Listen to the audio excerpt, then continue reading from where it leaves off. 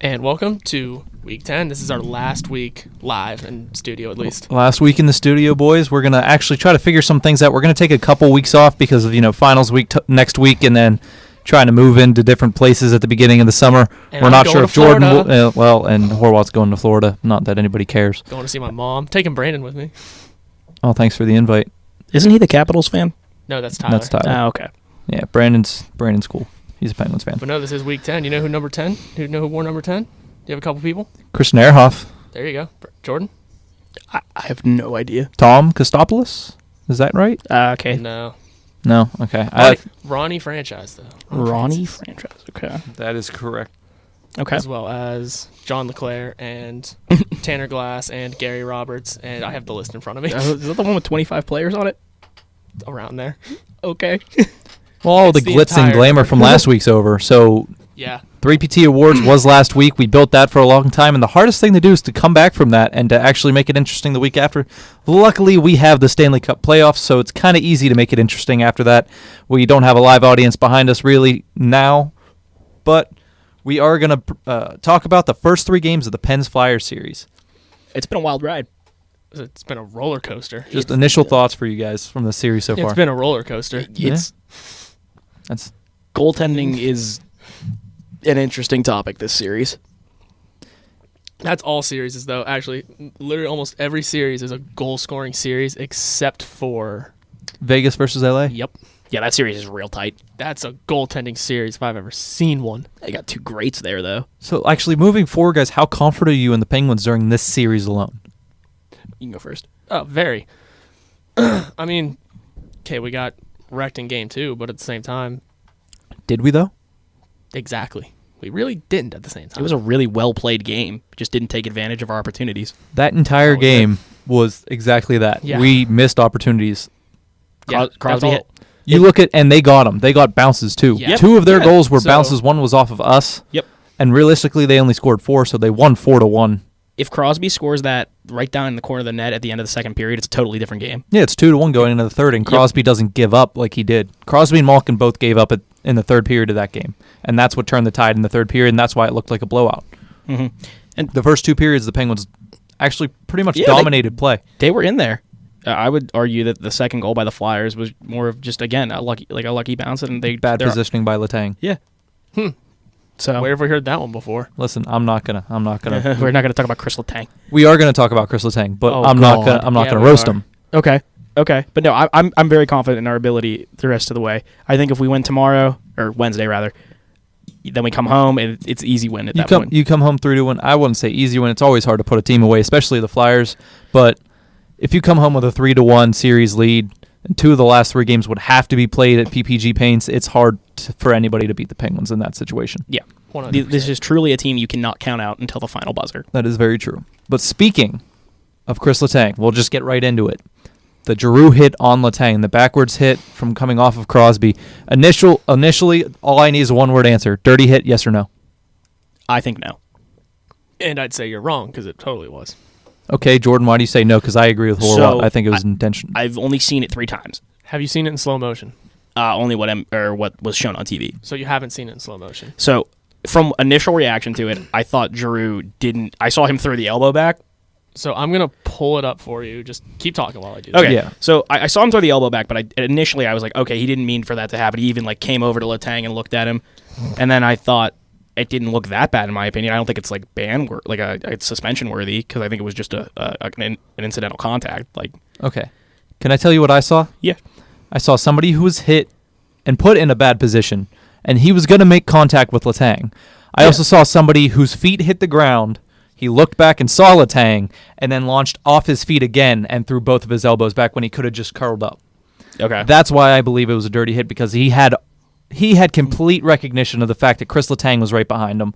He knew he had him in a bad position, and I feel like he threw both of his elbows I did back. see him throw the elbows back, so that's a questioning. And issue for you saying he looked at him and he said, "Oh, I'm sorry," or whatever he said, that's him saving his skin. And if he would have stood over him, we saw it in football this year with Juju Smith-Schuster on Vontez Burfict. He stood over him, and that's why it made a bigger deal. Mm-hmm. So he tried to save his skin by skating away, making it seem like it was an accident. But I feel like it was, for all intents and purposes, an intended hit and borderline dirty.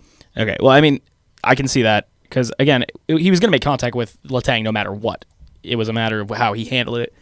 And if Horwat's got it up right now, I can take a look at it. Yeah, I do. It's not the slow motion, but I could show you like frame by frame almost. Okay, that's like fine.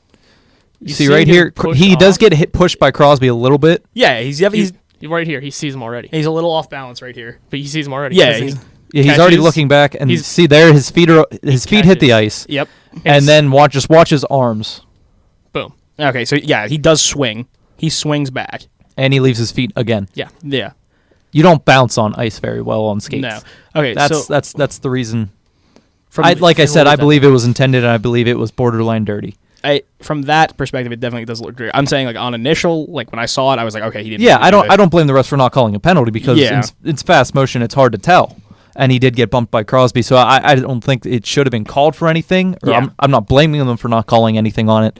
And understandably, it's hard to suspend a guy in the Stanley Cup playoffs. We've actually seen 2 suspensions: one on Drew Doughty from the Kings, and one on Nazem Kadri from the Maple Leafs, which that was just an abysmal hit. That was The there's Kadri there's one was the Kadri one. There's no room for that in the NHL today. yeah.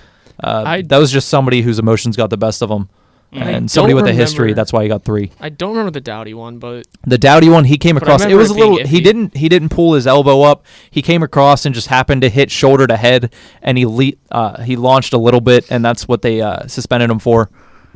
That one was borderline as well, but the league was setting a precedent early in the playoffs. I could see why they suspended Doughty. I think it'd be really hard to get Giroux suspended for that one too. well, especially considering nothing was called on it. And Yeah, like, nothing was called. And Letang came back in the same period. The Yeah. tweet I saw from that said it was from Mike Rupp who had played. Said this is like one of those plays you can sneak it and kind of get away with it. That's basically what it was. Yeah. Yeah, I mean maybe if the refs call something there, then the league can look at it. But But it like at first glance, it even you said like you saw Yeah, it the fast re- motion Yeah. 3 times. It doesn't look bad in No, full yeah. motion, but you take it in slow and you once see you break him it down, watch. yeah. It's like, but it's what are you gonna do? I mean, It Everything's- is what it is. I mean, Letang's okay. Yeah, he's fine. That's all that you can really hope for is that Yeah. everybody comes out of it okay. And God, Drew was obviously okay. Thankfully, his elbows weren't injured or anything. And Letang came back onto the ice, and he was a game time decision for Game 3, but he ended up playing. The whole team was a game time decision technically Well, because I love the way Sullivan works. because it's Mike Sullivan and it's the playoffs. He's not. Yeah, he gonna switched- give it- he switched He's up the not lines. tipping his hand at all. I love it. I love that he does that. He switched up the lines yesterday, and I was really interested. He in did. It was funny though yesterday because he didn't switch up the lines in pregame warmups, but then after pregame warmups, he went and completely changed the lines. So all of the commentators were completely like amazed. They're like, "Whoa, wait, this isn't the lineup Yeah, we have." like Horny was on the first line, and I was like, I like that. I like having Hornqvist up there with Crosby, especially in a series that he deserves it.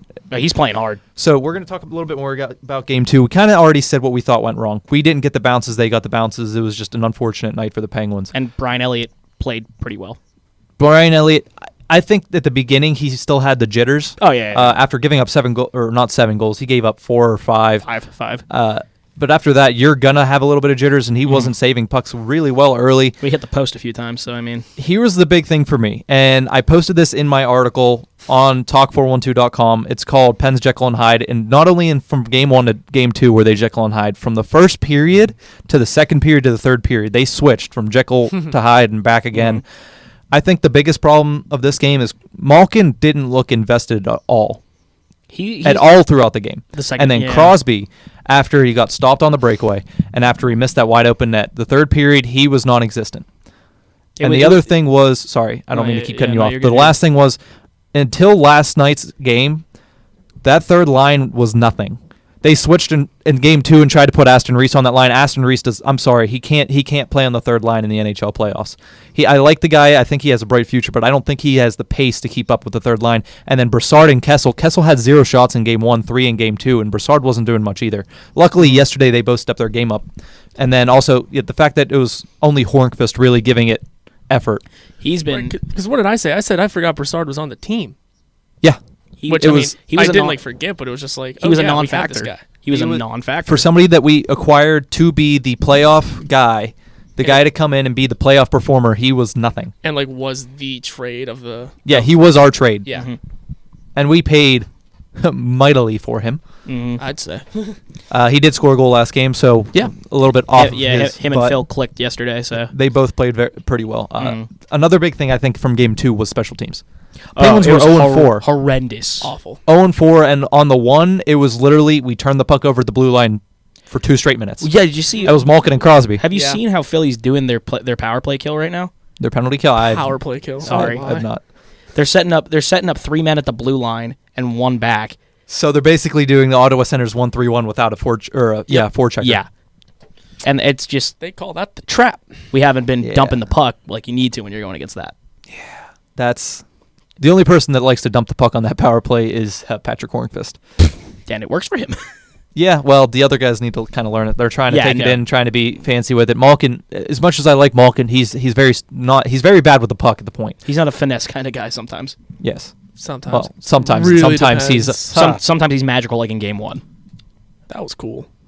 and yesterday too. I think he played very well with the puck yesterday, but it was scary to see the fact that the Penguins needed a spark and their top 2 players couldn't give a crap. Yeah, no, we weren't getting anything from Crosby or Malkin. It felt like it was all Hornqvist got tossed from the game because he was trying to get anybody, please react, please help me out. And he ended up getting tossed for it because he was taking penalties because he was just trying to energize Yeah. anybody. He was trying to energize Bobby Joe in the 3rd row. He couldn't do it. I wanna but say he was something trying about as hard that. as he could. I want to say something about that because I know people who will sit there and say Hornqvist is a dirty player.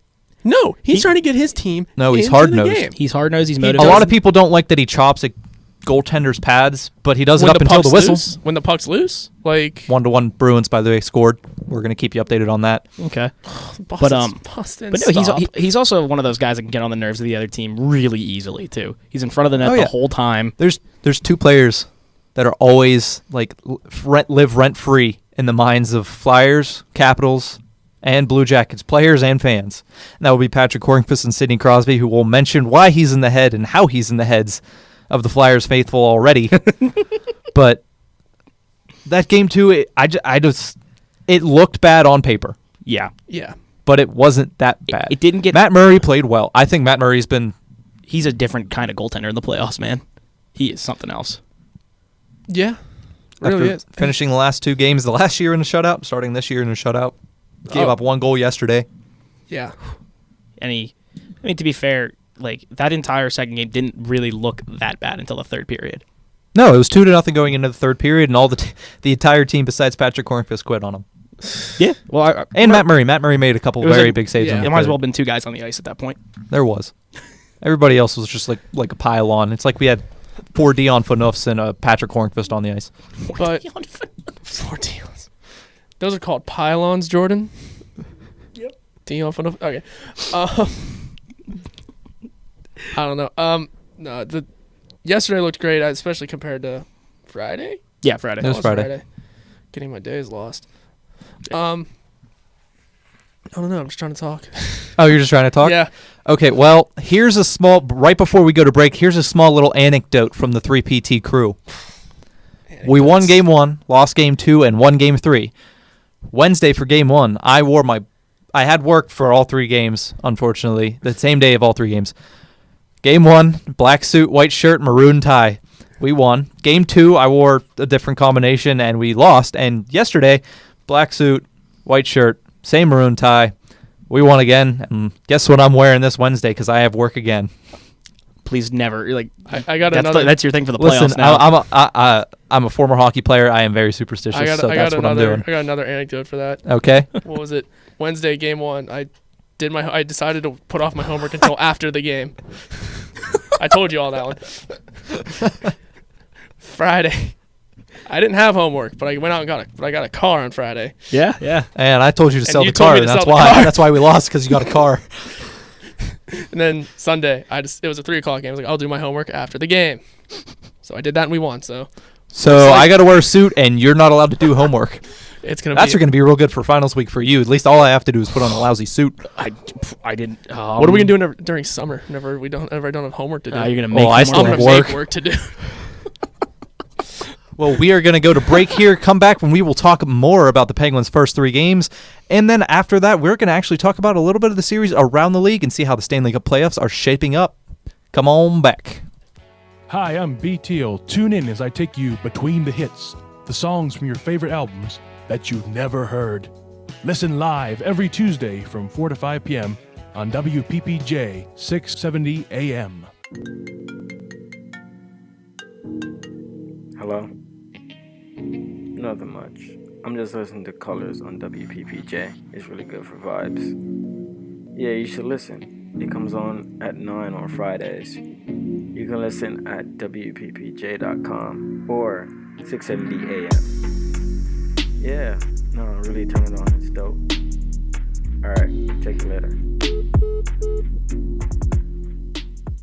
Welcome to The Behavior Business. This is your host, Dan Esterly. Tune in Sundays at 2 o'clock to watch our show where we cover topics related to psychology and business. WPPJradio.org or 670 AM. Are you looking to get hands-on, real-world experience in television? Look no further than UView, Point Park University's student-run television station. Whether your interests lie in sports, news, politics, or pop culture, UView has a place for you in one of our 8 original shows. Whether you dream of being in front of the camera or behind the scenes, UView is for you. For more information on how to get involved, check out our Facebook page, UView Point Park University Television. You're listening to WPPJ Radio 670 AM or online at WPPJradio.com, and this is your sports update for the week. The baseball team has moved up in the NAIA Baseball Top 25 poll, claiming the number 14 spot. The Pioneers lead the NAIA in ERA and are third in the country in opponent batting average. They've won 25 of their last 26 games and are one of 2 teams in the country with just 2 losses. The softball team swept Cincinnati Christian in a River States Conference doubleheader in Kentucky on Wednesday. The Pioneers just barely got by in the first game, claiming the victory 7-6, whereas in Game 2 they managed to walk away with a 5-3 win. Each of the 2 games were tied at one point, but the Pioneers managed to break the ties just an inning after in both situations. The women's track and field team has been ranked number 24 in the U.S. Track and Field and Cross Country Coaches Association Top 25 poll. This is the first national poll of the outdoor season, and the Pioneers are led by none other than junior Anna Shields, who is ranked number 1 in the country in the 800, 1500, and 5000. On a national scale, the Pittsburgh Pirates have had their undefeated record snapped after losing to the Minnesota Twins last night at home. On a more positive note, the Pittsburgh Penguins have officially clinched their playoff spot and have 2 games left before the postseason is underway. But it's still a question as to who we will see the Pens go up against in the first round. For Point Park and WPPJ Radio, I'm Taylor Spirito. Well, after you listened to that 2-week-old sports update that said the Penguins just clinched a playoff spot, we are back telling you the Penguins have played in the playoffs for 3 games now. Yeah. Man, Crazy. what are you going to do? So we are Penguins fans. So we usually just look at the Penguins. But who from the Flyers, it's hard to commend anybody from the Flyers, but who from the Flyers has impressed you to this point in the first 3 games and or scares you going forward? I have a specific player in mind, but I'll let you 2 go first. I have 2. Okay. I have Nolan Patrick and Provorov. Provorov doesn't scare me one bit. Nolan Patrick, on the other hand. Provorov's playing? I think he's been a presence. He's playing. But Nolan Patrick, dude. Nolan Patrick is so quick. Yeah, he does. I haven't been able to really watch much of Nolan Patrick this season, but watching him in this series, his foot speed, you saw beating Mata doesn't take much, but he went right around him. Yeah, he did. He just. And luckily, Matt Murray made an amazing save. But that dude is quick. Yeah, I think he's the player for the Flyers that scares. I don't want to say scares, but I'm keeping my eye on him. He's a weapon for them right now, and you know, it's something they might have been missing before. If I'm going to say mine, I would say Patrick, but I'm going to try and switch it up also to say Shane Gostisbehere. Really good young talent. Because, oh my God, he can move. Yeah. He's getting some good shots off, too. Yeah. I mean, I got to have stats up. I should have done that. But Gostisbehere has always been good since he got drafted. He's like the only Flyer I like, actually. Parkland strong. He's graduated Parkland. Yeah. Okay. Or I think I remember Majory Stoneman Douglas. I remember reading something about that, yeah. Not Parkland. Not good at pulling up stats quickly. 2-2 Bruins Maple Leafs. But continue. Oh my God. But really? actually, there it is. It just updated on my computer. You got it? Sorry. I was talking about. You know what we forgot to do though? We completely missed 3PTHQ with Jordan. Do we have questions for him this week or what? Jordan, welcome to 3PTHQ Playoff we're Edition. Getting it. Playoff Edition. Playoff Edition. Oh boy. Okay. Question number 1. Who won the 1992 Conn Smythe Award for playoff MVP? Mario? Yes. Okay. Hey, 1 for 1. feel This is like- the last show. I would love to see you go 3 for 3. I'm rooting for you. I feel like every question one of I'm this rooting for you, entire- even though you blew up on me this weekend. Ooh, all right. All right. What a story. What a story, Mark. A story we don't have time to go through. So let's go with question 2, Horwat. Who has the most wins in a single playoffs for a goalie by the Penguins? Marc-Andre Fleury. Yes, but that's a trick question in a way because it only takes 16 wins to win a cup. Oh. So Tom Barrasso also has it because he has also completely ran the table and won a cup. I'll give him credit for that one. I will, yeah, because it's He like an named odd, one of two. like, Well, It's not a difficult question. It's a mind it's one you got to think about. for a screwing second. question. Yeah. Figure you only need 16. Yeah. Yeah. Okay. 2 for 2. And the last show of the year in the beautiful WPPJ radio station here at Point Park's campus. Question number 3. Who has the longest playoff shutout streak in Penguin history? Matt Murray? Yes, actually. Now Wow. this is an asterisk because it covers two different playoffs. Yeah, because The last yep. Yeah, last year into this year. Other than that, it would have been Fleury. But the minutes are Murray's are like over 180, almost 190. Mm-hmm. Fleury's was 143. So he's So- significantly longer. Yeah. Matt okay. Murray's was over 206. 206? Remember, because I I did the numbers after game 1, Yeah. his shutout. And I did them wrong because I saw and I didn't calculate that Arvidsson's goal in game 4 was an empty netter. So I had to go to the game before that. Yeah, I remember. So asking it if was 206. It was 206 minutes and 35, I believe, seconds going into game 2, and then he only gave up that goal with about less than a minute to go. It was a couple, yeah. So it was over 220 minutes straight of shutout hockey for Matt Murray. Jeez. So What an animal. what we said about So it took 10 weeks. It took until the last show we have, but Jordan Slobodinsky, you went 3 for 3 in 3 he has PTHQ, done the impossible. and now he can leave. I'm just kidding. Very nice. But We don't know what we're doing with your contract yet this summer, bud. yeah, you're a free agent. We got to see. Like we know you don't. You haven't really I'm the Matt, racked up a lot. I'm the Matt Hunwick of this room. But you're asking for a lot. We only have so much cap space, man. Yeah, we're running low on cap space. Me and We're- Horop both take up huge We're a cap contracts. team, man. All right. Our contracts, they're huge. Amazing. But back to the Flyers thing. Shane. You're saying Gostisbehere, Yeah. we're saying Patrick, and you're also saying Provorov, Provorov, Jordan. yeah. Wow. Yeah. I just think Nolan Patrick. Initially, I didn't think when they drafted him 2 overall that he was much good at all. He has proven me wrong. Obviously, he's played pretty good. I'm pretty sure he had a 20-goal season. Either him or Heishier I saw had a 20-goal season, which I mean that's for a rookie. That's all you can ask for. We're also seeing times where last year it was over 40 goals for Austin Matthews, but that's because he's a freak of nature. Yeah, he had 13. He had 13 goals and 17 assists, so that was Nico Heishier that had 20. Yeah. You guys beating me to it. I just had those stats up in front of me. But yeah, Patrick's playing well, except for game 2.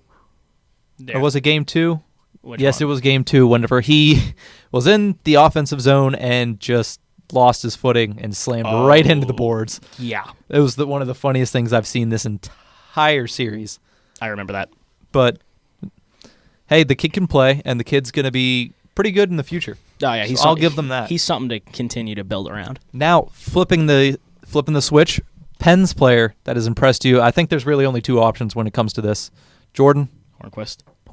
Okay, I'm wrong. Hornquist, I'm Crosby. Crosby. Okay, well, I was going to say Crosby or Murray. I completely. Oh, So Murray, so, yeah. so it's not that Murray has not been Oh, hold on. amazing. I'm gonna take a moment and say they just set up a Fortnite screen outside the Okay, radio. Sorry. rein it in. Rein it in. No, I'm gonna Come on, this is Penguins. You're fine. If you want to talk about Fortnite, go to the Winnipeg Jets. Okay. It's not that Murray hasn't been phenomenal, and it's not that Crosby again has not showed that he is the real leader of this team. 4 goals, 4 points yesterday. Yeah, but four- 4 goals in the playoffs. Yeah, it's not anything about that. I just think Hornquist has really showed the entire time, just like in Game 2. His effort level. Yeah, his compete level, as Yes. Sully likes to say, his battle level is Was it through the roof. I think for it was the playoffs. Yeah, I think it was yesterday on the wraparound goal for the first goal. Like he was like he helped make that play. Yeah. That play was made by Dumo, Hornquist, and Crosby. Nobody else on the Yes. ice. I love watching Crosby score in Philly. It's such a joy. It is great. Such a joy. Because they boo him, they say Crosby sucks. Did anybody see the tweet? I'm not going to bring up what it actually said because I can't on radio. One lady who tweeted about, okay, if you haven't seen it, go online, search Penguins Twitter, you'll see it because it's almost as polarizing. Not polarizing. She like this. It set a fire under Penguins Twitter. It literally was him. This it was her explanation for why Philly does not, they're like, or why they chant Crosby sucks. But at least on the bright side, they know she said it's not because he's actually a bad player, which is what sucks. What usually mean, and it's what I mean when I say Giroux sucks. But they hate him because he is just a flyer killer.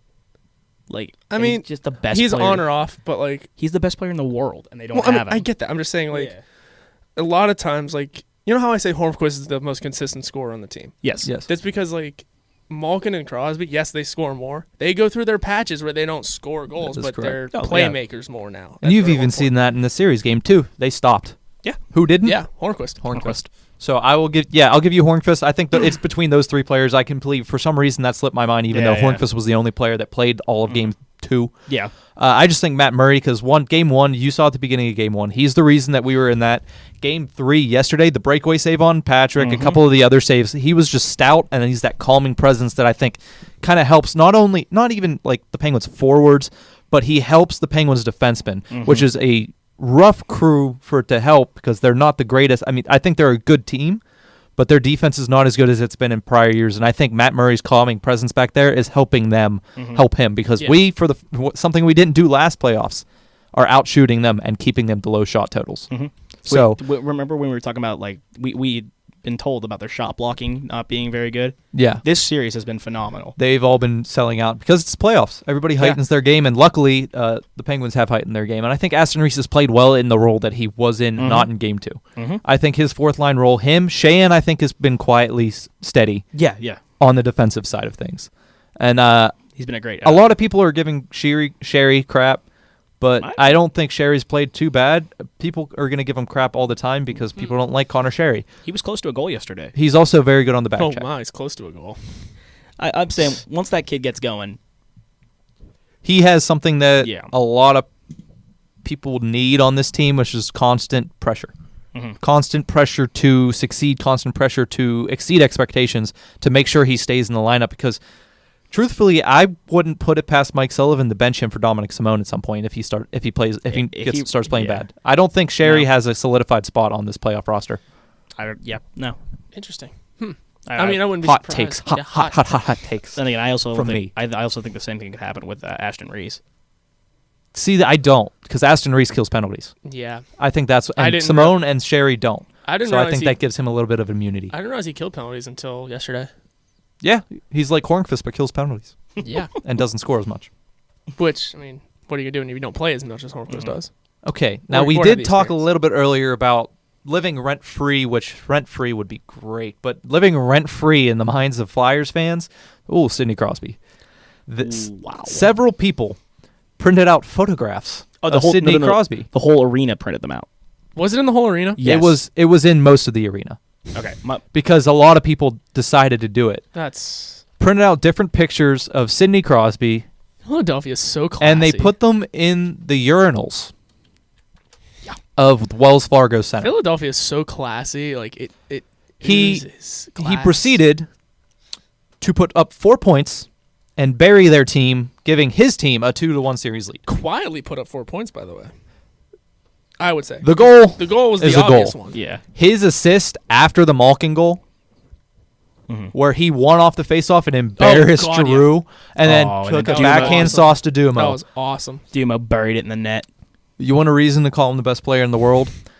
Giroux looked like he couldn't skate. Yeah, he leaned back because Crosby was already behind him by the time he even stood up from the faceoff. So anybody who wants to claim Giroux is even in a class with Crosby, no. There's a couple people in a class with Crosby. Malkin when he wants to be. I'll give Pasternak that class. Okay.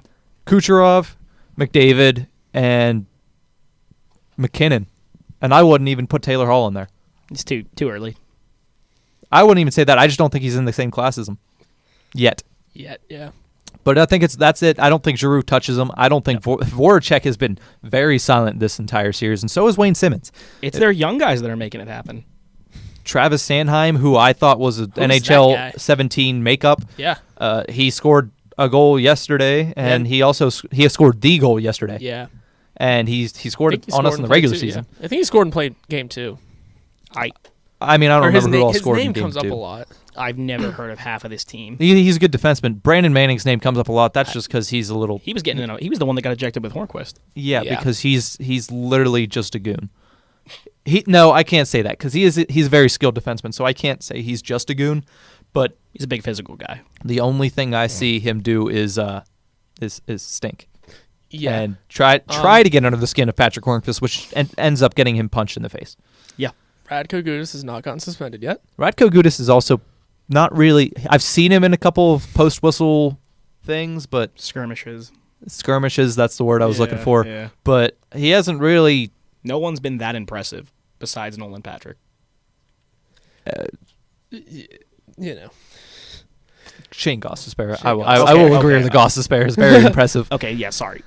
I mean, pretty much the whole team's been there more than the friendly ghosts of Claude Giroux and Jakub Voracek. So, Yeah. sorry, Jake And Wayne Voracek. Simmons. Wayne Simmons, yeah. Oh, dude, I haven't even seen him on the Sean ice. Couturier's even played more than, or better, I would say, than all of those three. Jordan, I've seen Simmons a few times. He's been in the box a lot. He has taken a lot of penalties this Him and series. Malkin actually. Yeah, made- Malkin's Well, bad. Malkin, for some reason, he thinks it's 2012, and he thinks this is literally just. He's been in the mood to, especially game 2, he was in the mood to punch somebody more than he was in the mood to score a goal. He couldn't give a rat's furry behind about scoring a goal. All he wanted to do was punch people in orange. Was he the one yesterday that took a really bad penalty by the Flyers bench? Was that? Yeah. Yes, it was, but yeah. I also don't think that was a penalty. They called interference on that. What would you like him to do? The guy's standing over the puck.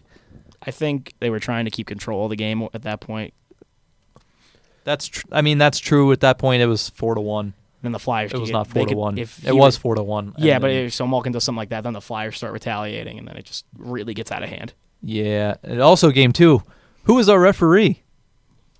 For Game 2. Wes McCauley. Wes McCauley And Tim Peel. and Tim Peel. I like Both Wes. of them, I don't. I like Wes. Isn't Wes the fun? Like the one that has fun? No. Or who Wes that? is the one that screws us over Who's most of the time. Who am I thinking of? I don't remember. I don't know. I think I it don't is know Wes. names. The only reason I know Wes McCauley is from an earlier bad call. He was also the one, if anybody remembers, that called goaltender interference on Brian Dumoulin in Toronto. Oh, that guy. And he's also the one that missed the call on Giroux. And that entire game was very poorly officiated. People will say yesterday's game was poorly officiated. They were also mad about the fact that they got 2 penalties for hitting first hooking Sherry and then high sticking him. Mm-hmm. Now, what's the argument for that? Jordan, Do you stop, think Jordan, it's- stop scratching your beard in the microphone, please? Sorry, I picked that up when I heard it. I'm sorry. You're good. Continue though. What do you guys think about that? If it was one stick motion, but they hooked him, and then when he tried to move his stick back, he high sticked him. Do you think that was just one stick motion, should have been 1 penalty, or do you think they had the right call with 2? You go first or what? Which one was it? The Sherry double, I- the That was a high double minor. stick. The stick. It was a got high him- stick and hook. Stick got him in the face, and it cut him open. That's 4-minute penalty. I'm not hearing the end of it. Well, they didn't call that. I know they should. They called 2. They called the hook on him, and then they called the high stick. Yeah. But they had to put somebody else in the box for him.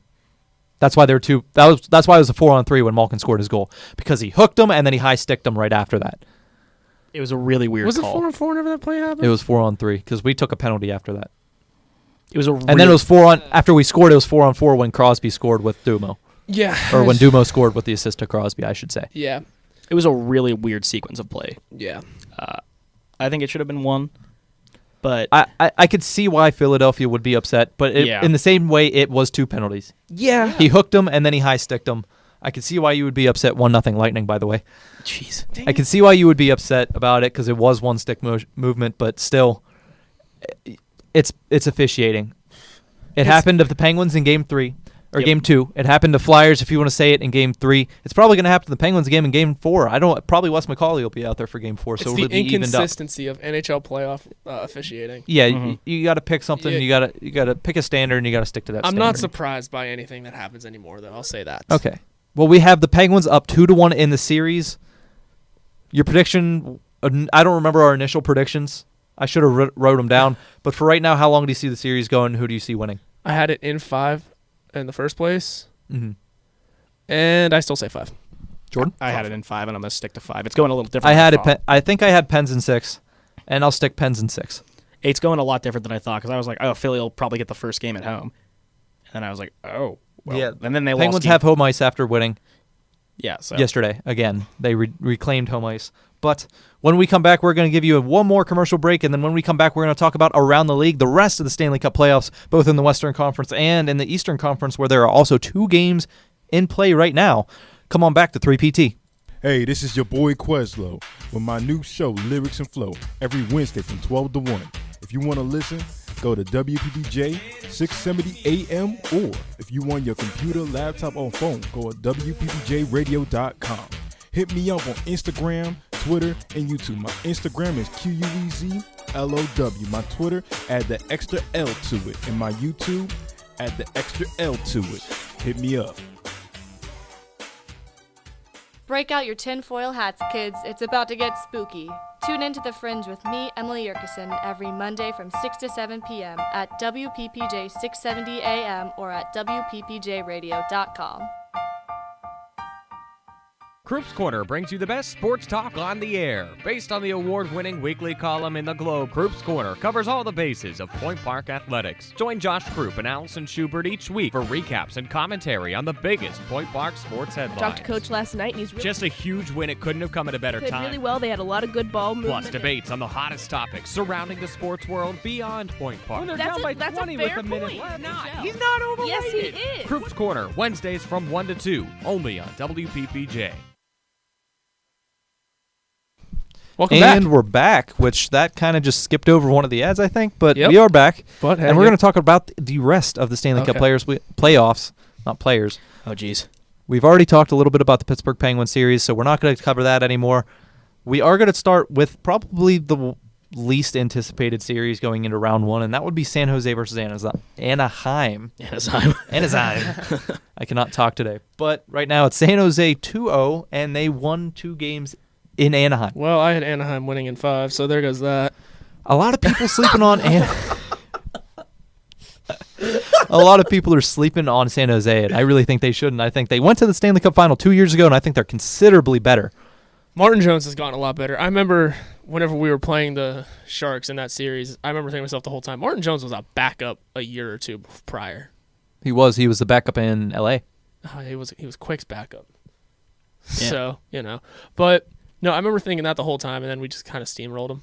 Yeah, it was 6 games. It was still a steamroll 6 games, I felt like. You also look, their offense didn't have enough firepower in that series to keep up. Jonas Donskoy was their second liner, I think. Yeah, well, now they have Evander Kane, who has scored twice. Who has had his coming out career year since he left Buffalo. Well, I mean, wouldn't you? I mean, you know. Buffalo general manager Jack Eichel. Oh, okay. But that series, it has been horrible. A 3-0 game and a 3-2 game. The games have been good, but it's hard to watch those two teams play. It's hard to watch Anaheim play in the first place, and then you go to San Jose where the lighting looks like a college hockey arena, or worse than a college hockey arena. I'd rather go watch a game at Pagula than I would at SAP Center. Basically the size of one. That place is small. Yeah, it's not a fun series to watch. I'm definitely not tuning in tonight at 10:30. That's for sure. I'll just take the updates on my phone for that. Yeah, I'll just watch the condensed game. Watch the condensed game. That's every what I do morning every like day. I do. Yep. But that series, you look at the Sharks. I think they're going to probably easily handle Anaheim. I couldn't even believe Anaheim squeaked up into the 2 spot in the Pacific. And they were fighting for a playoff spot with only like a week left in the season, and they somehow got up into the 2 spot. And apparently, this is like the first season they haven't won the Western in Conference. 5 years. Not Western Conference, the Pacific Division. Yeah. In 5 years. I was blown away by that. Yeah, they won 5 years in a row, and they've made 5 playoffs in a row. Yeah. And now the 6th year, it took a team being created. It took a created team to be able to beat them. NHL 18 created team. Because without Vegas, they would have had their 6th division title because second, yeah. They were in second. Yeah. That's not how that works at all, but that must be a weak conference. Oh wait, it is. Division. Division. Man, I'm considering, isn't that the division that Arizona's in? Yep. That's what I thought. Yeah, Arizona and Vancouver and Calgary. I kind of see where this is and Edmonton. I kind of see where this is going. Yeah. Yeah. But I don't see Anaheim making a comeback in that series. It's the Atlantic of the West. They're going into San Jose. They're going into San Jose down 2-0. When teams that go up 2-0 win 88% of the time in NHL history. I'm a stick with the Sharks. Well, then I picked Well, them. we'll probably see somebody who's up 2-0 lose. I would imagine one of them has to. But we will continue talking about that because there's a lot of teams that were up 2-0, and we weren't one of them. The next series we're going to talk about, probably the best. We already talked about it a little bit. Best defensive series so far. Yeah. Kings versus the Knights. It's a shame that Jonathan Quick doesn't have a team that's playing in front of him. It's a shame all these games are on at 10 o'clock at night, and I'm getting tired by the third period because I wanted to watch the entirety of last night. What about the double overtime game?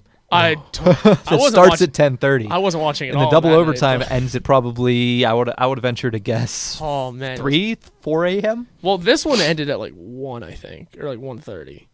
So 2:30, 3 o'clock. That game probably ended. I didn't stay up for the end of that game.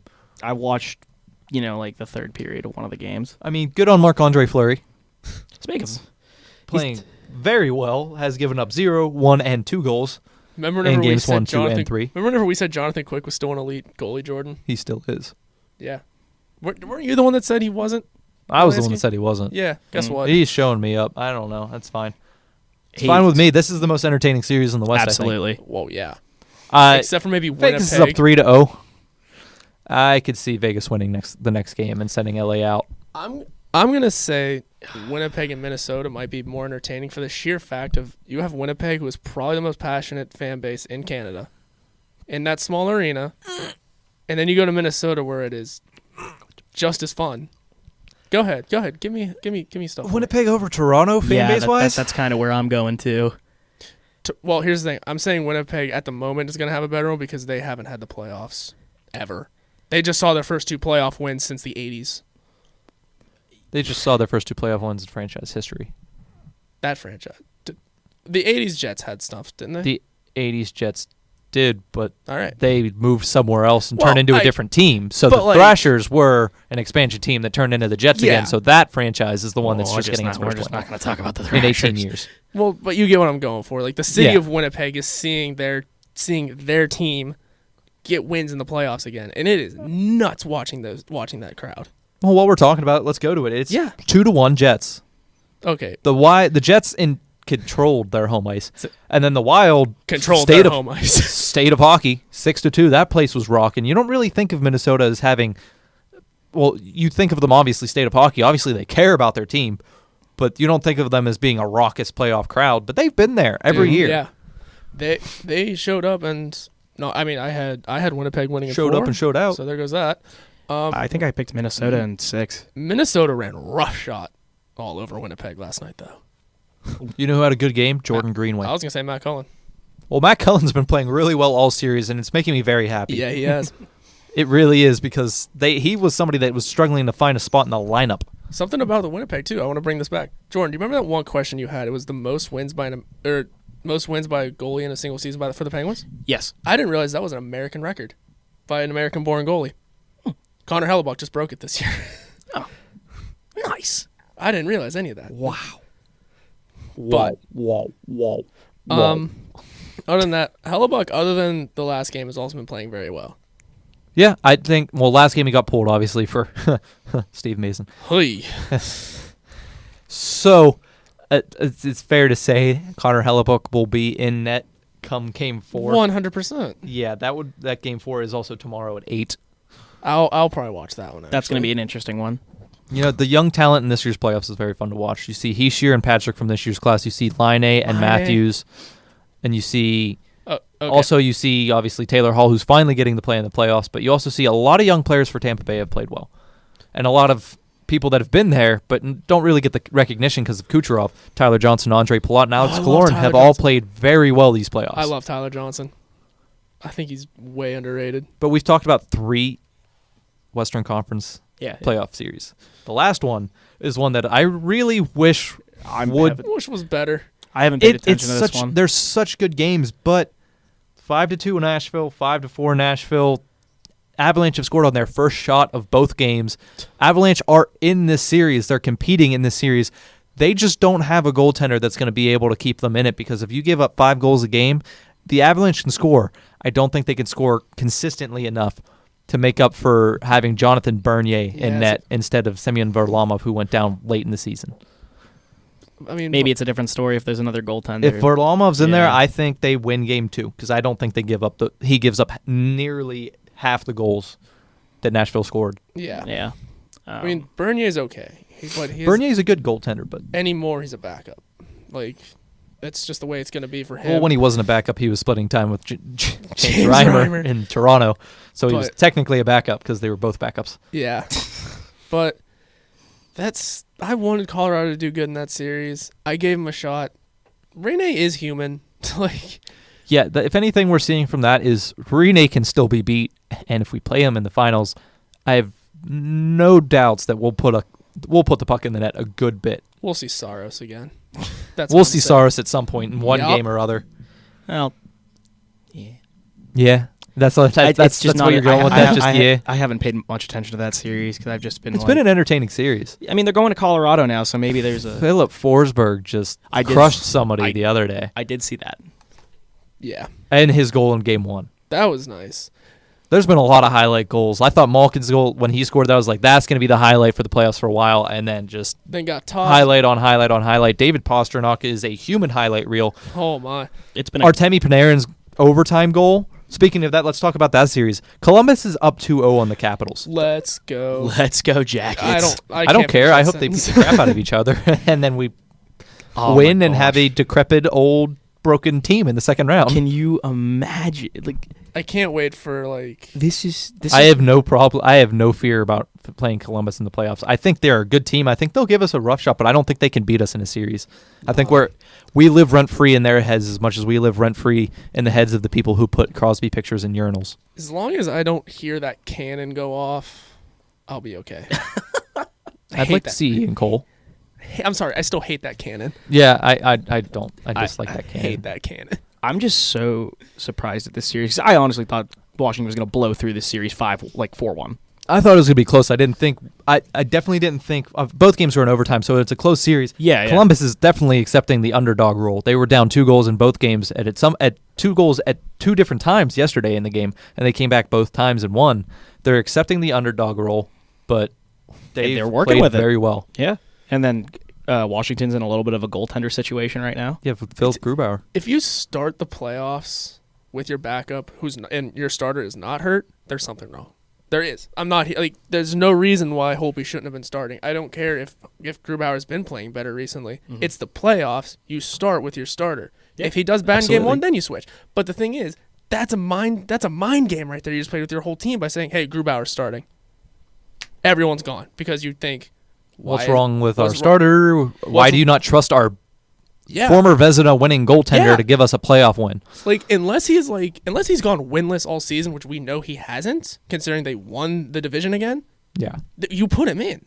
Those games 4-3, 5-4 in overtime. Columbus, I would have never thought Columbus winning 2 games. Okay, yeah, I could see Columbus making this a series. I could see it. I never would have ever imagined Columbus taking 2 games in Washington being up 2-0.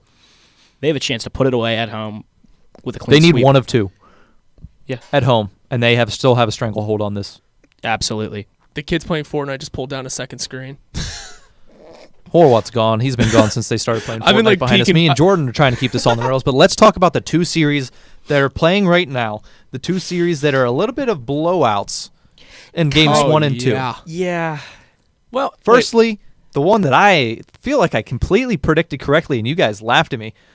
Boston-Toronto, I said this is going to be entertaining. This is going to be high speed. This is going to be a fun series. Toronto's going to be very fun to watch, and they have been. But they've also, I said Boston in 5, and you laughed at me, but Boston has beat them 5-1 and 7-3, and it's not the case as in Pittsburgh where they lost 5-1 but still outplayed them. It's the case where Boston is running over Toronto with ease. The series is in Toronto now. That might shift. 2-2 last time we checked. Yeah, it's 2-2 right now, so I mean... I just had the idea that Boston was going to sweep them, I think. I had Toronto in 6. Well, that's still possible. But, I mean, It is still possible. Oh, it is mathematically possible. Exactly. Isn't Toronto winning right now? I thought it was 2-2. Last we checked, it was tied. I think it was 3-2. I looked at it a hot second ago. Oh, you check that? As I pull it up. And David Pasternak had 6 points in game 2. That was wild. ridiculous. Yeah, Toronto's winning 3-2 at the end of the second. Well, there you go. Okay, so if they hold that, they can make You it get 2-1. game 3 is major, no matter whether the series absolutely. 2-0 or 1-1. They can make it a series. If they get it here, if they can win again, they go back to Boston with a tied series. It's tough. It's a tough place to play in Toronto, but is. it's also a very tough place to play in Boston. It's a tough place to play anywhere in the playoffs, I think, man. I doubt Colorado's going to be too tough to play in. Okay, well, Eh. yeah, okay, well, good. Ottawa wasn't tough to play because they weren't selling it out. Yeah, nobody was there. Anaheim, they never sell out playoff games. Well, they sell it out, but they don't fill the stands up until midway through the second period. This is true. Which I think is a horrible excuse considering LA lives in the same city. LA, there are people there packed to the gills by puck drop. Oh, yeah. So I'm not taking that excuse, Anaheim. Try to think of another one. The last series we have to talk about was a series that kind of we expected to be good. Tampa Bay has really run roughshod over the NHL for the duration of the regular season. They didn't get the President's Trophy, which, I mean, with the President's Trophy curse might be a good thing. But they're up 2-0 in the series, 5-2 and 5-3 wins over New Jersey. New Jersey has not looked good. New Jersey's goaltending has not looked good, which is weird because that's New Jersey's strong suit. Is they like to play stout goaltending, good defense, but now they've kind of with Ray Shero, they've kind of adopted the high-speed offense, and it's helped them make the playoffs obviously for the first time in a couple of years. But they're way too far behind the Lightning when it comes to speed. Mm-hmm. Yeah. I wanted that to be a good series, but oh well. Still could be. I wanted 2-0. New Jersey to win. Hey, you need 4 wins for a reason. They do have to go into New Jersey. It's tough. That's a tough place. That is a place that I haven't seen playoff hockey in New Jersey in a while, and I haven't obviously watched any of this game considering it started at 7:40, and our call time here is basically 7:50. So I don't know if that's a good atmosphere right now. Hopefully New Jersey makes that a series. I just want to see long series because I like watching playoff hockey. I think. No, yeah. As much as I don't agree with you guys about Taylor Hall, I think Taylor Hall can be that leader that gets them to a 6th or 7th game here. He could, but he needs to start showing up a little more than he has. So I think New Jersey has a shot here. They're just outpaced by the Lightning. They are. It's hard to keep up with the Lightning. I think even if we end up playing the Lightning at any point in these playoffs, we're going to have trouble keeping up with them. Oh, absolutely. 100%. Absolutely. So that's a team full of quick guys like Nolan Patrick, and if a guy like Nolan Patrick can come through our defense the way he does. Yeah, that's very true. So the playoffs, 1 week into the playoffs, and we have to see what's going to happen. We're actually not going to be back in this studio. Yeah, so we're wrapping it up for the 2018 spring semester. And that's going to be it for us in WPPJ. We will give you information on 412 Talk at Twitter, whether or not we're going to start doing summer shows. That would probably be me and Horwat, unless we could try to get Jordan in somehow. We'll figure it all out, man. But we'll figure it out, and we'll let you know. Keep your eyes glued to 412 Talk on Twitter. Also, follow Jordan at Jordan Slobodinsky on Twitter. Horwat at not Nick Horwat. Nick _Horwat. Well, that. And me at Nick Berlansky. We'll see you next time. Hopefully, sometime in the summer we'll see you. And if not, we will see you in the fall semester when we come back for 3 PT. That's Point Park Penstock. We can consider this the season finale, eh? I hate you. Season 1. Well, that's going to be it. Hey-o. See you guys.